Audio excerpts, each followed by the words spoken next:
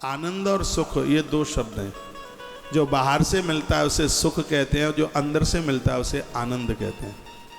सुख है वो बाहर से मिलता है, बाहर की चीज़ें हैं वो आपको थोड़ा सुख दे देती हैं लेकिन बाद में घायल कर देती हैं। अंदर की चीज़ें, आप एसी के बिना नहीं रह पाते, आप रह नहीं पाते हैं उस बयार के बिना जो बनावटी है।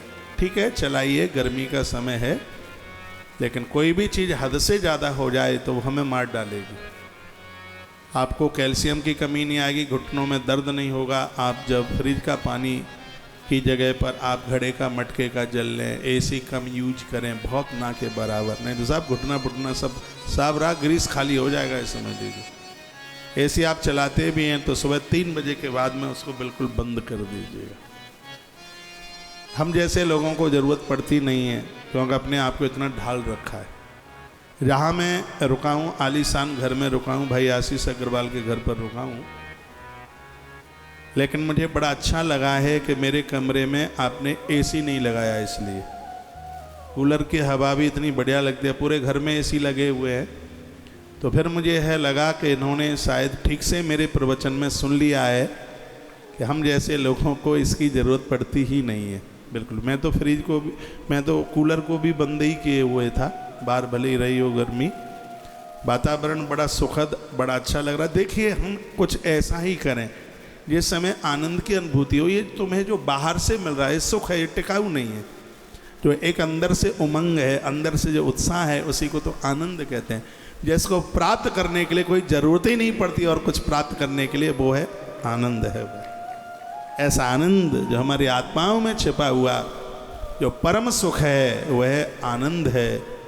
और जब वह प्राप्त हो जाता है तब व्यक्ति इतना तृप्त हो जाता है, फिर वो केवट की भाषा बोलता है, कहता अब कछु नाथ न चाहिए मोरे। इस भरे दरबार में जो आप लोग बैठे हुए हैं, यदि तुम्हें इस दुनियादारी से कुछ भी नहीं चाहिए तो भागवत का पहला श्लोक आपके ऊपर लागू हो गया है कि आनंद आपके जीवन में उतर के आ गया है। जब जीवन में आनंद उतर के आता है तब फिर व्यक्ति को किसी भी चीज़ की ज़रूरत ही नहीं होती, उसको किसी भी वस्तु की मांग ही नहीं होती। वो कहता है मैं बहुत संतुष्ट हूँ। और जीवन में संतुष्ट होना ये बहुत बड़ी साधना है। नहीं तो कितना भी कुछ मिल जाए आदमी अतृप्त ही रहता है, ये नहीं है वो नहीं है, उनके पास जो है वो हमारे पास नहीं है। हमारे पास तो सब कुछ है, आदमी दुखी क्यों है? वो सोचता है जो उनके पास है वो नहीं है। वो ये बोलता है जो उनके पास है, ये दूसरों का ज़्यादा ख्याल रखता है, दूसरों का ध्यान रखता है, उनके साथ इनका इतना राग है, इतना द्वेष है, इतनी ईर्ष्या है, वो उसके पास है, वो मेरे पास नहीं है। और यही जीवन की एक बहुत बड़ी कमी है। ये साधक के जीवन में तो ये सब चीज़ें होनी ही नहीं चाहिए। तो भागवत का सिद्धांत सच्चिदानंद रूपाय, आपका रूप सत्यमय हो जाए, आपका रूप चेतनमय हो जाए और आपका रूप आनंदमय हो जाए। आपके पास जो लोग बैठे हुए हैं उनको संतोष मिले, उनको शांति मिले।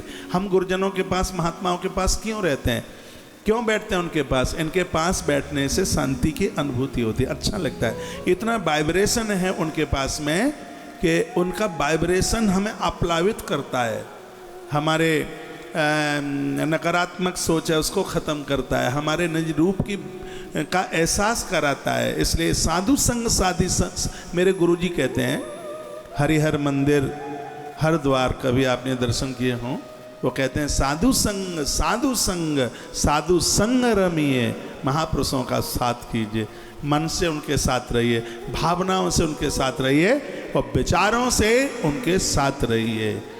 ये बहुत अद्भुत हैं। एक दोहा में बराबर बोलता रहता हूँ, हर कथा में क्या, मैं रोज ही बोलता हूँ, आग लगी आकाश में,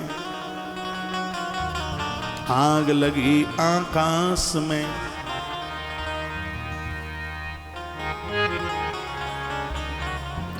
बरस रहे अंगार, साधुन हो तो जगत में तो जर जातो संसार। यदि ये महापुरुष न होते तो संसार खत्म हो गया होता, कुछ बचता ही नहीं।